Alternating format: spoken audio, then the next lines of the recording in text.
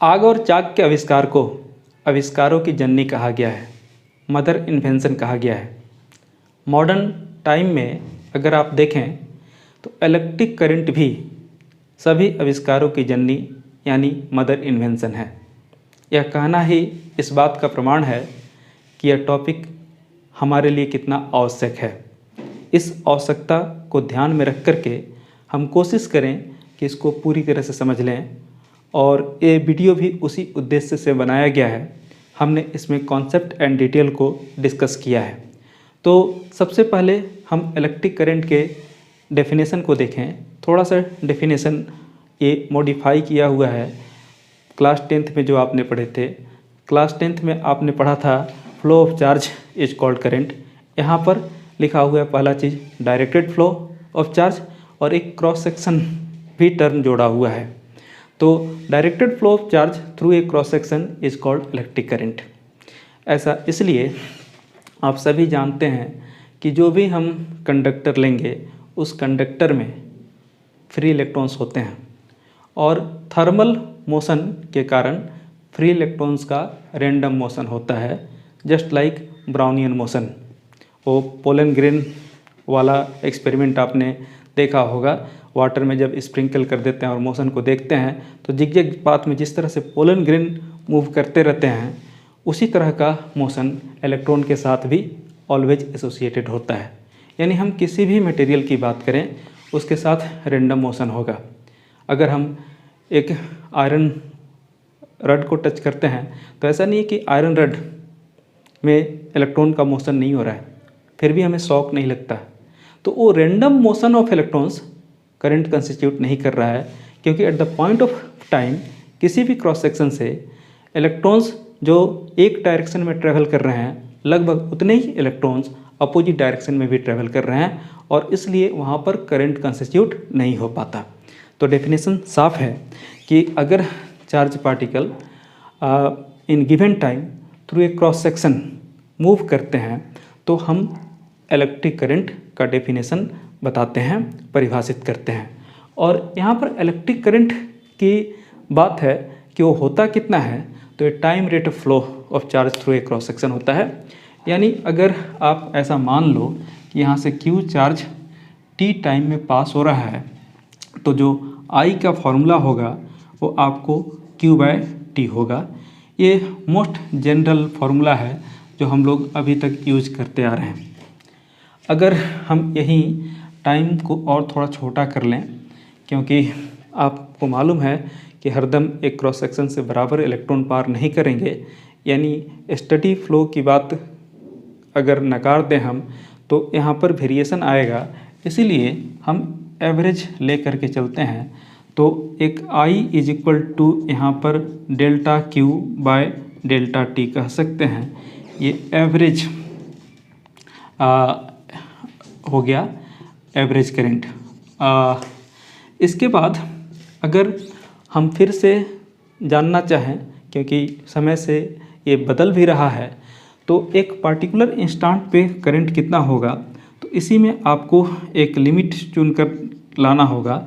Limit delta T tends to 0, time को बहुत short कर लीजिए, टेंस टू 0, और ये डेल Q/डेल्टा T। आपको मालूम है कि इसी को हम लोग dQ/dt बोलते हैं, और ये बेसिकली इंस्टेंटेनियस करंट का डेफिनेशन हो गया।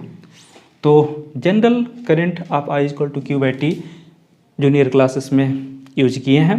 आज एक एवरेज की भी बात हो गई, इंस्टेंटेनियस की भी बात हो गई। और जैसा कि क्वांटाइजेशन रूल में आपने देखा था, जनरली Q = N × E होता है बाय T। ये इलेक्ट्रिक करंट का फॉर्मूला तीनों ही एप्लीकेबल है, सिचुएशन टू सिचुएशन आप यूज कर सकते हैं। ओके, कहाँ डिफ्रेंशिएशन कहाँ करना होगा और कहाँ डिवाइड करना होगा, ये तो न्यूमेरिकल प्रश्न जब आप करेंगे तो आपको क्लियर हो जाएगा। अभी हम किसी भी कंडक्टर से जो करंट फ्लो कर रहा है उसकी बात करें तो सबसे पहले मान लेते हैं कि एक डाइलेक्ट्रिक प्लेट है, दूसरा डाइलेक्ट्रिक प्लेट है। इसको किसी तरह से हमने पॉजिटिव बना लिया है, ठीक है, चार्ज करके, और इसको हमने नेगेटिव बना लिया है।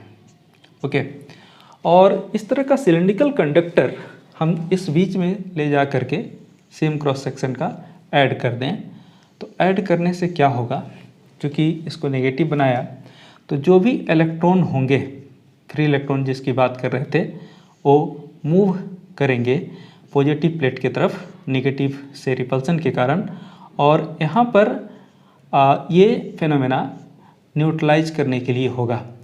जैसे ही ये सभी इलेक्ट्रॉन जो फ्री इलेक्ट्रॉन हैं इस प्लेट तक पहुँच जाएंगे, इस प्लेट तक पहुँचने के साथ ही वो पॉजिटिव से कंबाइन होकर के न्यूट्रलाइज हो जाएंगे और फ्लो ऑफ चार्ज रुक जाएगा। यानी यहाँ पर करंट बहुत शॉर्ट इंटरवल ऑफ टाइम के लिए होगा, और इसीलिए वैसे केस में हम इंस्टेंटेनियस, इसलिए डेल्टा टी टेंस टू 0 कर दिया आपने, इंस्टेंटेनियस करंट आपको डिफाइन करना होगा।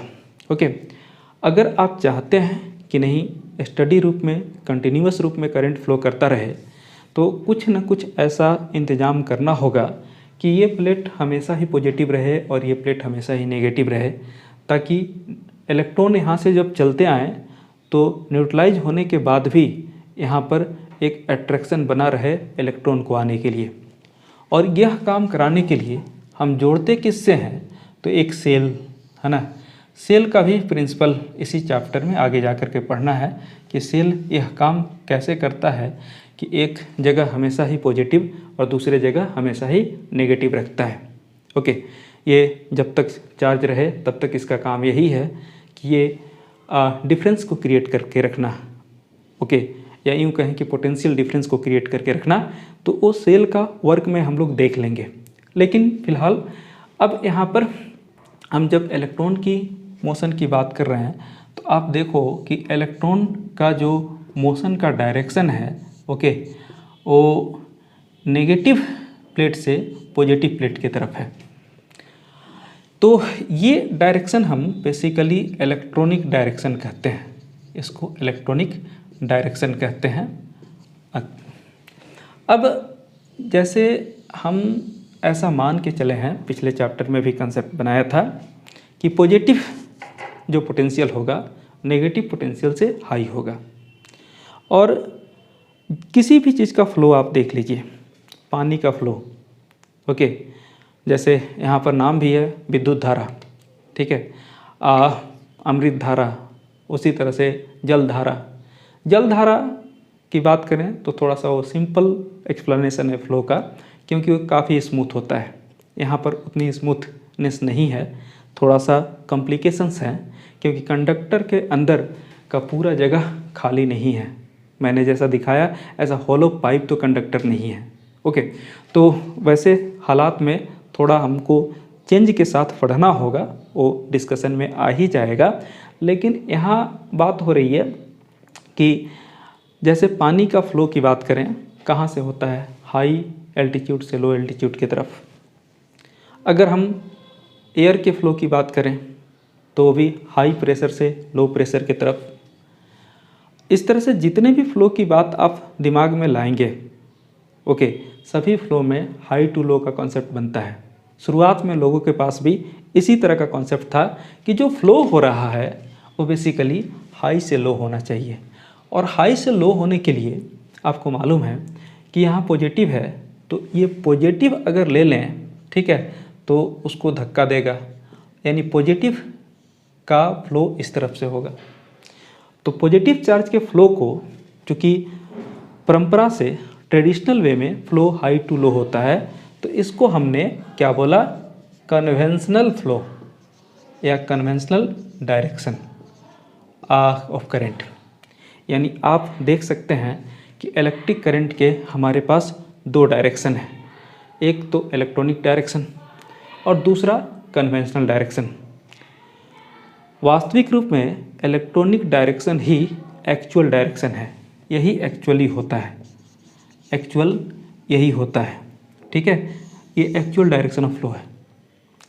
लेकिन जब हम बात करते हैं, डिस्कशन में आगे भी चलेंगे, तो हम अपने कन्वेंशन में इसी को लेके चलेंगे, इसको छोड़ देंगे। अब ये जानते हुए भी कि ये एक्चुअल है, इसको छोड़ रहे हैं, तकलीफ़ तो देगी ये बात, लेकिन सभी बुक इसी पैटर्न पे लिखे हुए हैं और सब ने कन्वेंशनल डायरेक्शन को ही मान के रखा है, जो शुरुआत से चली आई, परंपरा से चली आई, तो उस हिसाब से।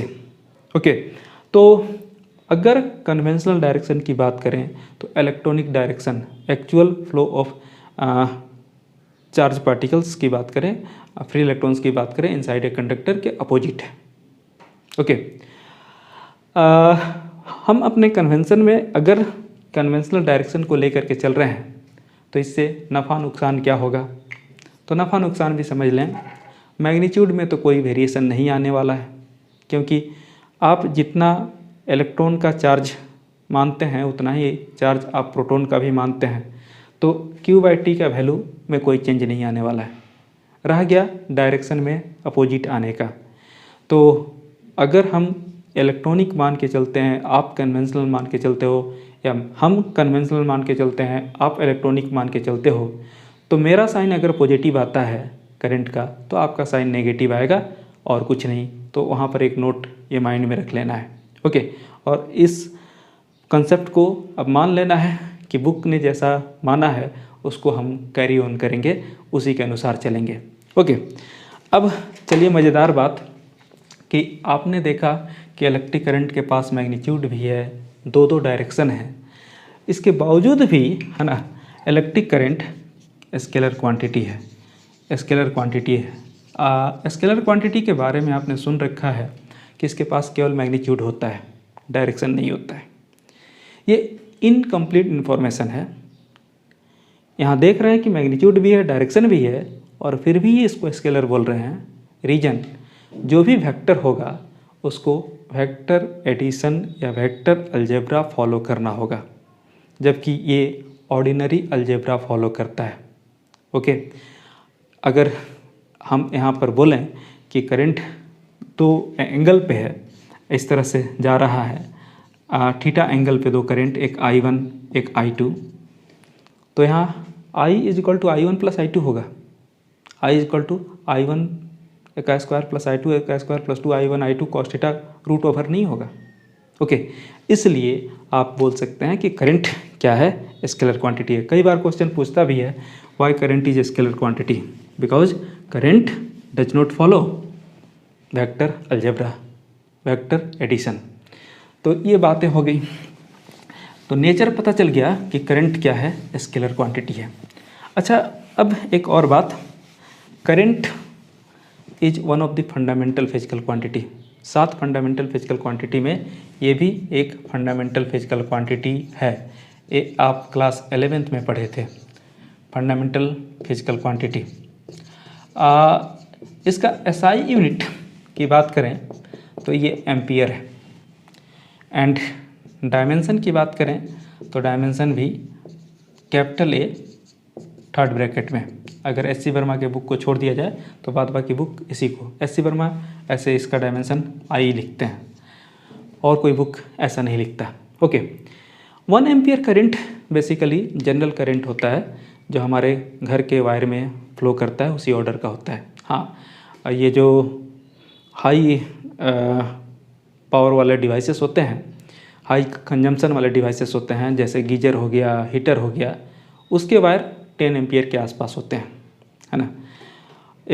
लाइटनिंग एंड थंडरिंग में जो करंट फ्लो करता है, वहाँ भी हाँ करंट का कंसेप्ट है, तो वहाँ जो करंट फ्लो करता है वो करंट 10,000 एम्पियर के आसपास होता है।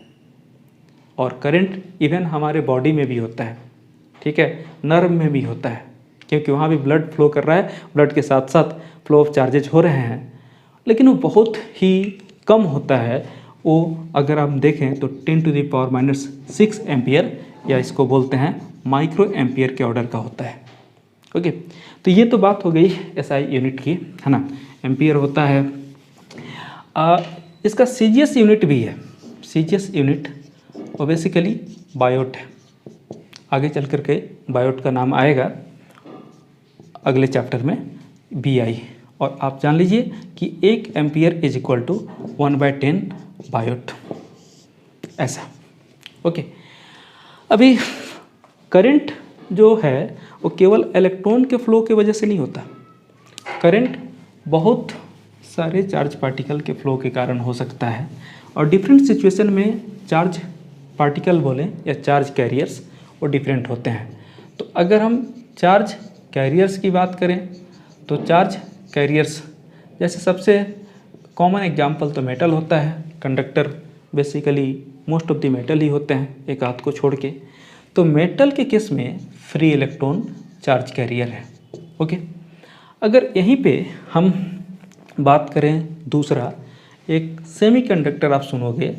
सेमीकंडक्टर के केस में अगर आप चार्ज कैरियर की बात करो तो वहाँ पर इलेक्ट्रॉन्स भी हैं एंड साथ ही साथ होल्स। ये होल्स का कॉन्सेप्ट भी आगे चल करके पढ़ना है। इलेक्ट्रॉन की वैकेंसी को होल्स बोलते हैं, वहाँ मिलेगा। और अगर आप इलेक्ट्रोलाइट की बात करते हो, है ना, अभी सेल की बात कर रहे थे, सेल में इलेक्ट्रोलाइट होता है, अलग अलग नेचर के इलेक्ट्रोलाइट होते हैं। इसमें पॉजिटिव एंड नेगेटिव आयंस, हाँ मालूम है कि सोडियम एटम में से एक इलेक्ट्रॉन अगर निकाल दें तो ये सोडियम प्लस आयन बन जाएगा। उसी तरह से क्लोरीन में अगर एक इलेक्ट्रॉन ला करके डाल दें तो क्लोरीन माइनस आयन बन जाएगा। तो ये जो पॉजिटिव और नेगेटिव आयंस हैं उसके फ्लो के कारण इलेक्ट्रोलाइट में करंट होता है। अगर हम यहीं पर बात करें एयर में, हाँ एयर में आप बोल सकते हो कि सर एयर में कैसे बोल रहे हैं। तो अभी लाइटनिंग का एग्जांपल लिया तो उसमें फ्री इलेक्ट्रॉन्स भी होते हैं और साथ ही साथ पॉजिटिव आयंस भी होते हैं। ओके, तो इस तरह के डिफरेंट सिचुएशन में आप देख रहे हो कि चार्ज कैरियर डिफरेंट है, उनके फ्लो की वजह से करंट हो सकता है। ओके, और हम केवल कंडक्टर से ही नहीं, है ना, कुछ इलेक्ट्रोलाइट से भी करंट की कल्पना कर सकते हैं। इसकी डिस्कशन भी बाद में होनी है। ओके, तो चार्ज कैरियर्स डिफरेंट में डिफरेंट होते हैं। अब बात आती है करंट के टाइप्स की। तो बेसिकली करंट में दो तरह के होते हैं, एक हम इनको एसी बोलते हैं और एक दूसरे को डीसी बोलते हैं। ओके, अगर हम टाइम के साथ देखें रिलेशन तो एसी एक ऐसा करंट होता है जो अपना magnitude and direction continuously and periodically change करते रहता है। इस तरह से हमारे घरों में जो पोल से करंट आ रहा है वो बेसिकली अल्टरनेटिंग करंट या एसी ही है। ओके, उसकी फ्रीक्वेंसी चेंज होने की फ्रीक्वेंसी 50 हर्ट्ज, यानी एक सेकेंड में वो 50 टाइम्स अपने मैग्नीट्यूड एंड डायरेक्शन को बदल देता है। 50 नहीं, इनफैक्ट 150 साइकिल्स होते हैं। ओके, अभी डीसी की बात करें तो एक ऐसा करंट जो टाइम के साथ अपने वैल्यू को नहीं बदलता, कांस्टेंट रखता है, और इसी करंट को स्टडी करंट या डायरेक्ट करंट भी कहते हैं। ओके, तो कांस्टेंट करंट भी कहते हैं। ये जो सेल करंट प्रोवाइड कर रहा है ये कौन सा करंट था, तो ये बेसिकली डायरेक्ट करंट था और ये समय के साथ लगभग कांस्टेंट रहता है, या आप बोलें तो ये फॉर्मूला इसके लिए यूज कर सकते हैं। अभी हमारे पास एक ऐसा डिवाइस भी होता है जो डीसी को एसी में और एसी को डीसी में कन्वर्ट कर लेता है। अगर हमको एसी से डीसी में बदलना हो तो एक डिवाइस होता है, इसको भी पढ़ना है हम लोग को। ये बेसिकली क्या है, रेक्टिफायर। रेक्टिफायर एक ऐसा डिवाइस जो एसी को डीसी में कन्वर्ट करेगा। और हमारे यहाँ जो इन्वर्टर लगा रहता है, ओके, आजकल तो सभी घरों में इन्वर्टर मिल जाते हैं। तो ये इन्वर्टर जो है वो बेसिकली करता क्या है, डीसी को एसी में कन्वर्ट करके फिर से पूरे घर का साइकिल चलाता है। इसका अगर आप फिजिक्स में नाम देखेंगे वो बेसिकली आपको ऑक्सीलेटर मिलेगा। तो ऑक्सीलेटर एक ऐसा डिवाइस जो डीसी को एसी में कन्वर्ट करता है। तो इंटर कन्वर्सन भी पॉसिबल है। अभी आपको मालूम है कि जो इलेक्ट्रिक करंट है वो वेरियस एंड डिफरेंट, है ना, इफ़ेक्ट प्रोड्यूस करता है। तो इफ़ेक्ट्स में अगर आप नाम लें तो पहला इफ़ेक्ट आपको हीटिंग इफ़ेक्ट। हाँ, हीटिंग इफ़ेक्ट पे बहुत सारे डिवाइसेस बने हुए हैं। जैसे इलेक्ट्रिक बल्ब का जो फिलामेंट होता है वो बेसिकली आप टंगस्टन का वो हीटिंग इफेक्ट ऑफ करंट पे काम करता है। वो प्रेस करने के लिए जो इलेक्ट्रिक आयरन यूज़ करते हैं, ओके, वो भी आपको हीटिंग इफेक्ट ऑफ करंट पे ही काम करता है। इलेक्ट्रिकल हीटर भी हीटिंग इफेक्ट ऑफ करंट पे भी काम करता है। गीजर की बात करें, वो भी हीटिंग इफेक्ट ऑफ करंट पे काम करता है। तो हीटिंग इफेक्ट ऑफ करंट पे काम करने वाले बहुत सारे डिवाइसेस हैं जो आपको मिल जाएंगे। ओके, दूसरा है हमको जो पढ़ना है वो आपको मैग्नेटिक इफेक्ट। ओके, आपने अगर सिलेबस का अध्ययन किया होगा तो मालूम होगा कि चैप्टर नंबर 4 जो हमारा है एनसीईआरटी में, वो मैग्नेटिक इफेक्ट ऑफ करंट है। यानी टोटली करंट के कारण जो मैग्नेटिक इफेक्ट प्रोड्यूस होगा उस पर डेडिकेटेड है। अगर हम नेक्स्ट की बात करें, थर्ड इफेक्ट, तो बेसिकली एक केमिकल इफेक्ट है। हाँ, केमिकल इफेक्ट पहले फिजिक्स के सिलेबस में था, अब इसको केमिस्ट्री के लिए छोड़ दिया गया है। पूरा केमिस्ट्री जो पढ़ेंगे वो बेसिकली इलेक्ट्रोकेमिस्ट्री जो पढ़ेंगे वो केमिकल इफेक्ट ऑफ करंट पे ही पढ़ेंगे। ओके, तो ये सब जनरल बातें थी इलेक्ट्रिक करंट के बारे में जो आपको जानना ज़रूरी है आगे बढ़ने के लिए। अब आगे चल कर के देखेंगे कि हम जो डायरेक्टेड फ्लो ऑफ चार्ज की बात कर रहे हैं, इस तरह से फ्लो करके करंट कंस्टिट्यूट नहीं होता। करंट कंस्टिट्यूट करने के लिए एक नए मैकेनिज्म की ज़रूरत होती है और उस मैकेनिज्म को अगले लेक्चर में समझ करके उसके साथ करंट का रिलेशन भी देख लेंगे। तब तक के लिए thank you, have a nice day.